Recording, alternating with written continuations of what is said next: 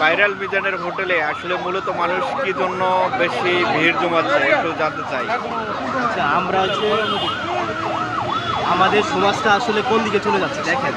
আপনারা একটা উদ্যোক্তা যেভাবে শুরু করে, উদ্যোক্তা হওয়ার পেছনে মানুষের সফলতা বা অনেক চেষ্টা থাকে। তিনি একটা উদ্যোক্তা নিয়েছেন যে 100 টাকায় তিনি খাবার দিবেন এবং কি মানুষকে খাওয়াবেন। তো এখানে তিনি আনলিমিটেড করে দিচ্ছেন যে যতবার তিনি ভাত নিতে পারেন, তারপরে হচ্ছে তরকারি নিতে পারেন, কিন্তু মাংসর পিস খালি একটা নিতে পারবেন।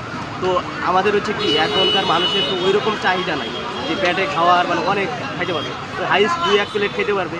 তো আর ওই 100, তো সেই অনুযায়ী যে খাবারের মানটা বা 100 টাকায় সামঞ্জস্য আছে, ঠিক আছে।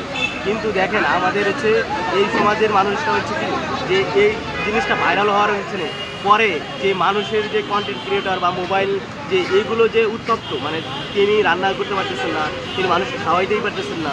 তো এইরকম মানে ট্রেন্ডে আমরা রেখে আসলে আমাদের সমাজটা আসলে কী চায়, মানে এখানে তো আমাদের যেরকম মানুষের যে উত্তপ মানে কন্টেন্ট ক্রিয়েটর, এখানে মানুষ খাইতে পারতেছে না পারতেছে যে রান্নাও করতে।